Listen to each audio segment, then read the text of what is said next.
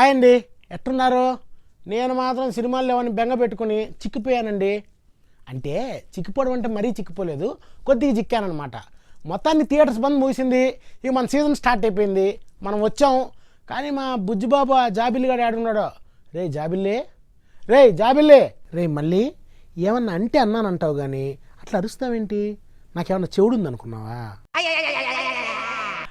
ఉన్నా తప్పేంది లేరా, రంగస్థలంలో రామ్ చరణ్ కూడా ఉంది. ఏంటి రంగస్థలమా? అది రిలీజ్ అవ్వడానికి ఇంకా చాలా టైం ఉంది కదా. అందుకే ఈ వారం రిలీజ్ అయిన కిరాక్ పార్టీ కర్తవ్యాల గురించి మాట్లాడుకుందాం. కిరాక్ పార్టీనా?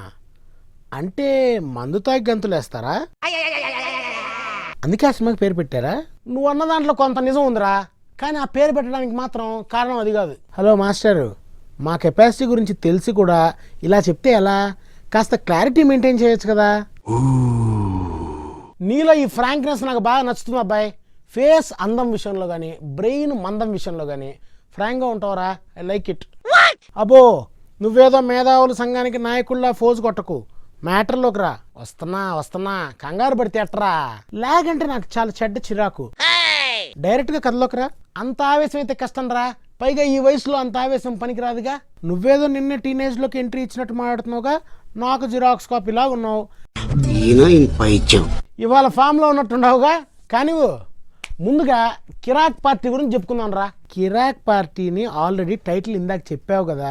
అయినా ఈ టైటిల్ ఏంట్రా, అదో రకంగా ఉంది నీలాగా. చాలా ఎక్కువైంది రే. దాందేముంది, నీకు ఎంత కావాలో అంతే తీసుకో. సోదాపి అడిగిన దానికి ఆన్సర్ చెప్పు. పాచిపోయిన పాత జోకులాపు రే. ఇది కన్నడలో బ్లాక్ బస్టర్ హిట్ అయిన కిరిక్ పార్టీ సినిమాకి రీమేక్ అన్నమాట. అందులో అంతకన్నా మంచి యాప్ట్ టైటిల్ దొరక్క ఆ పేరు పెట్టారు. అంటే సినిమా అంతా ఫుల్ పార్టీయా? ఎంజాయ్మెంట్ అది ఏమి ఉండదా? అబ్బే కాదు, పక్కా కాలేజ్ బేస్డ్ మూవీ. ఇంజనీరింగ్ కాలేజీలో ఒక విద్యార్థి జీవితంలోని ఎంజాయ్మెంట్ని, మలుపులని, లవ్ని చూపించే ప్రయత్నం అన్నమాట. Just like happy days. అంత దానికి కిరాక్ పార్టీ అని పెట్టడం దేనికిరా? హ్యాపీ డేస్ 2 అంటే పోయేది కదా. మా అయ్యే పోతుందనే పెట్టలేదురా. అంతేనా? నేను ఇంకా వాళ్ళకి తట్టలేదేమో అనుకున్నా. అబ్బా, నీకు దట్టింది వాళ్ళకి దట్టలేదని నీ ఫీలింగా? నీ తెలివితేటల మీద నీకున్న నమ్మకానికి నిన్ను మెచ్చుకోకుండా ఉండలేకపోతున్నారా? నాకు పొగడ్తలంటే పెద్దగా పడవు, నీకు తెలుసు కదా. ఈ శాఖలే వద్దంటుంది. సొల్లు స్టాప్, స్టోరీ సొల్లప్ప. పిలిచి పెట్టుకున్నా, తిట్టినా పడక తప్పదుగా. సర్లే, ప్రతి కుక్కకు రోజు వస్తుంది. ఈ రోజు నీకు వచ్చింది, రేపు నీకు వస్తుంది. కంటిన్యూ. ఏమిటి నాకు హింస? కంట్రోల్. మళ్ళీ సినిమా స్టార్ట్ అవ్వగానే ఇంజనీరింగ్ కాలేజీలో మెకానికల్లో ఫస్ట్ ఇయర్లో జాయిన్ అవుతాడు హీరో. అక్కడ నుండి వీలు చిక్కినప్పుడల్లా, గ్యాపులు దొరికినప్పుడల్లా జోక్స్ వేసుకుంటూ సినిమా నడిపించారా? నీకెట తెలుసురా? పోలీసు కథల్లోనూ స్టూడెంట్ కథల్లోనూ ఇలాంటి కామన్ పాయింట్స్ చాలా ఉంటాయి. సినిమా మేధావి ఈ మాత్రం తెలీదా? నా షాకు నీ కథ తెలిసిపోయిందని కాదు, నువ్వు అంతలా ఎప్పుడు డెవలప్ అయ్యావా అని. హే, ప్రతివాడి జీవితంలో అమావాస్య మాత్రమే కాదు, పౌర్ణమి కూడా ఉంటుంది. ప్రస్తుతానికి నేను పౌర్ణమి మోడ్లో ఉన్నా. నువ్వేం మాట్లాడతావో నీకెటూ తెలీదురా. నీకన్నా అర్థమైతే ఓకే. కథ విషయానికి వస్తే ఆపోసి ఎన్నిసార్లు వస్తావు కథ విషయానికి? ఆల్రెడీ వచ్చావు కదా. హీరో జోక్స్ వేసుకుంటూ తిరుగుతాడు. ఆ తర్వాత చెప్పు. అట్ట కాలేజీ లైఫ్లో ఎంజాయ్ చేస్తున్న ఫస్ట్ ఇయర్లో ఉన్న హీరో 4th ఇయర్లో ఉన్న హీరోయిన్ చూసి లవ్లో పడతారా? క్యాంపస్లో ఆ ఒక్క అమ్మాయి ఉందా ఏంటి హీరో లవ్లో పడ్డానికి? అయినా సీనియర్తో లవ్ ఏంట్రా? చాలామంది అమ్మాయిలు ఉండారా. కాకపోతే ఆ అమ్మాయి ఒకటే హీరోయిన్ కాబట్టి సీనియర్ అయిన ఆ అమ్మాయినే లవ్ చేయడం మొదలుపెట్టాడు. ఆ అమ్మాయి కూడా అతను లవ్ చేస్తుందా? లేదు, అదే ట్విస్ట్. హీరో ఫ్రెండ్స్ కూడా ఆ సీనియర్ అమ్మాయిని లవ్లో దింపడానికి వాళ్ళ ట్రైల్స్ వాళ్ళు వేస్తూ ఉంటారనమాట. ఇదేం దారుణం రా. పోనీ ఒకే హీరోయిన్ పెట్టే బదులు తక్కువ రేట్లో మాట్లాడి ఒక్కొక్కరికి ఒక్కో హీరోయిన్ సెట్ చేయాల్సింది. వాళ్ళ మీద నీ సాఫ్ట్ కార్నర్ ఏందిరా? అయినా సినిమా కథ అనుకున్నావా లేక ఇంకేదన్నా అనుకున్నావా? అంటే హ్యాపీ డేస్లో అలానే ఉంటారు కదా. ఇది కిరాక్ పార్టీ కదా, అందుకే అలా కుదరదు. అయితే కొంత టైం తర్వాత ఆ అమ్మాయి కూడా మనోడికి ఇంప్రెస్ అయిపోతుంది. ఇంకేముంది, ఐ లవ్ యూ చెప్పి ముద్దు పెడుతుంది, ఓ సాంగ్ వేసుకుంటారు, అంతే కదా. అంత లేదు రే, జస్ట్ ఇష్టం అని చెప్తుంది అంతే. అయితే అనుకోకుండా ఫ్రెండ్స్తో మందు కొడుతూ డాబా మీద నుండి కింద పడి చనిపోతుంది. నిఖిల్ మైండ్ బ్లాక్ అయిపోతుంది. ఈడ interval. Oh my Kirik party, నా బుర్ర కూడా బ్లాంక్ అయిపోయింది. ఉన్న ఒక్క హీరోయిన్ని చంపేస్తే నేనట్టు ఒప్పుకుంటాను, ధర్నా చేస్తాను. చేసింది జాలే, స్టోరీ అంతే. ఆ అమ్మాయి చచ్చిపోవడంతో నిఖిల్ బాడీ గడ్డం అన్నీ పెంచేసుకొని కాస్త యారగంటకు తిరుగుతూ ఉంటాడు. పాప పోతే అంతకుమించి ఏం చేస్తాడు పాపం. అంటే almost modern Devdas. I think almost అంతేరా. ఇక హీరో కాలేజ్ ఎలక్షన్స్లో నిలబడి గెలుస్తాడు, ఇంకా ఆ నుండి రైటర్ చేతికి వచ్చింది రాసుకుంటా పోయాడు, డైరెక్టర్ ఆ పేపర్ మీద ఉన్నది తీస్తా పోయాడు. ఎందుకు అలాగా? లెంత్ కోసం. ఓ నైస్. సినిమా ఎంత ఇంపార్టెంటో లెంత్ కూడా అంతే ఇంపార్టెంట్. నైస్. ఇప్పుడు ఫామ్లోకి వచ్చావురా. అలా సాగి సాగి సాగి అంత సాగితే ఇంకెక్కడ అవుతుంది? ప్రీ ఇంటర్వెల్ దగ్గర అవుతుంది. అక్కడ మళ్ళీ హీరోకి పాత లవ్ని గుర్తు చేసి కొత్త అమ్మాయిపై లవ్ ఉందని లెటర్ రాసి ఎమోషనల్గా ఎండ్ చేశాడు. నీకు నేను ఎట్లా కనిపిస్తున్నాను రా? మామూలుగానే మనిషిలా గుండ్రంగా లావుగా అయినా కూడా ఇప్పుడు ఆ డౌట్ ఎందుకు వచ్చింది? ఎందుకు వచ్చిందా? ఇప్పుడు దాకా లేని హీరోయిన్ క్లైమాక్స్లో ఎందుకు వచ్చింది? నేను ఫాలో అవ్వట్లేదు అనుకున్నావా? హచ్ కుక్కలా సిన్సియర్గా ఫాలో అవుతున్నా. నువ్వు అంత సిన్సియర్గా కుక్కలా ఉంటావు అనుకోలేదురా. అంటే సెకండ్ హీరోయిన్ సెకండ్ హాఫ్లో ఎప్పటి నుండో ఉంటుంది, కానీ ఆ అమ్మాయి క్యారెక్టర్ క్లైమాక్స్లో మినహా ఎక్కడా హీరోయిన్లా కనిపించదు. అనిపించదు.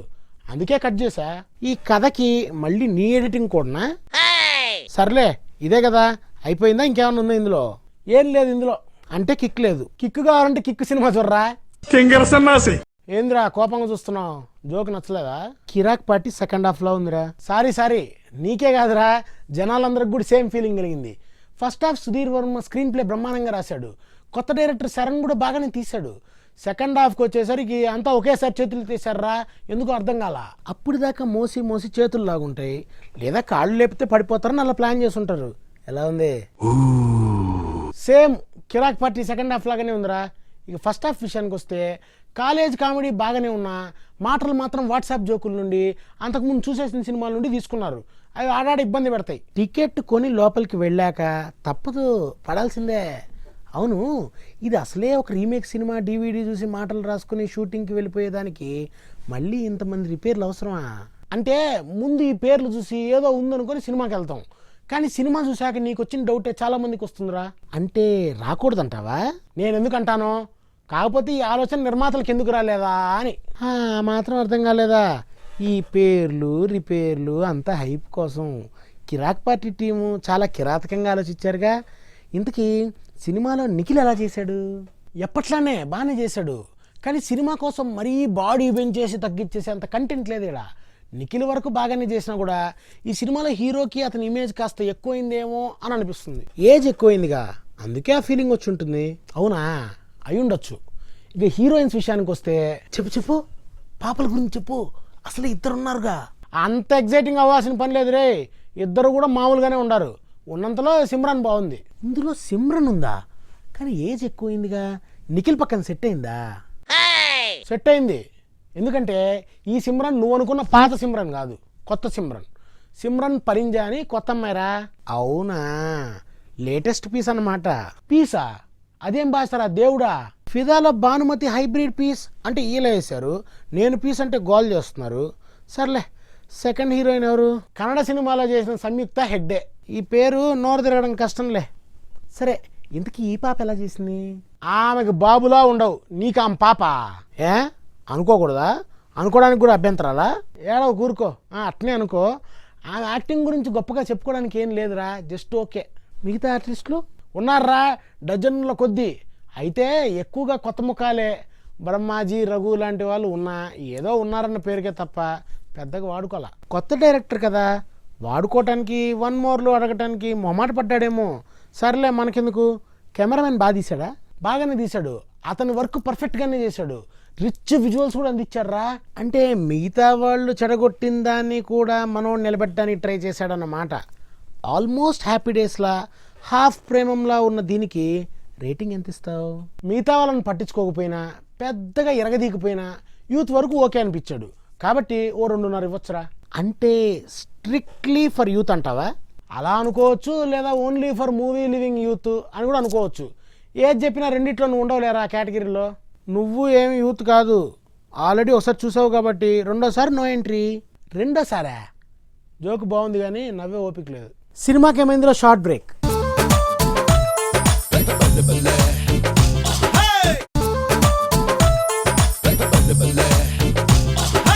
సర్లే, ఇంకేంటి ఇప్పుడు మన కర్తవ్యం? అదే ఇప్పుడు మనం చెప్పుకోబోతున్న సినిమా కర్తవ్యం. నయనతార తమిళ్లో చేసిన ఆరం సినిమాని తెలుగు భాషలో కర్తవ్యం పేరుతో అనువదించారు. అమ్మయ్య, కనీసం దీన్నన్నా రీమేక్ చేయకుండా అనువదించారు. అవును, కర్తవ్యం అంటే విజయశాంతిలా నయనతార కూడా పోలీస్ డ్రెస్ వేసుకుని ఫైట్స్తో ఎరగదీసేస్తుందా? ఒరే అరవం, పేరును బట్టి అన్ని డిసైడ్ చేసేయకూడదురా. ఇందులో నయనతార ఒక కలెక్టర్గా కనిపించింది. కథలో ఆమె ఒక పాత్రలా కలిసిపోయింది తప్ప హీరోయిన్లో సపరేట్గా ఏడా కనిపించదు. ఎందుకని? రెమ్యూనరేషన్ తక్కువైందా? కాదురా, నీకు తిక్క ఎక్కువైంది. కథకు తగ్గట్టు కనిపిస్తే దాని మీద కామెంట్ చేస్తావేంది? Hello, I expect respect. కథ చెప్పకుండా కంటెంట్ మొదలు పెడితే ఆమె కథకు తగ్గట్టు నటించిందో లేదో, పేమెంట్కి తగ్గట్టు కనిపించిందో లేదో ఎలా తెలుస్తుంది? సారీ సార్, మీ మర్యాదకి భంగం కలిగించినందుకు క్షమించండి. ముందు కథ చెప్తా వినండి. కొంచెం ఎక్కువైంది, ఏం పర్లా, ఎంత కావాలని తీసుకో. నా పంచి నాకే తిరిగి ఇచ్చావా? సర్లే, ముందు కథ చెప్పు. కథ అంటే ఇదొక రెగ్యులర్ కథ, ఒక టిపికల్ కథ, ఒక ఎమోషన్ మీద నడిచే కథ, ఒక అరుదైన కథ. ఇంతకీ ఇది అసలు కథ కాదా? కొంపదీసి మర్చిపోయావా? ఏంటి ఓ నానుస్తున్నావు?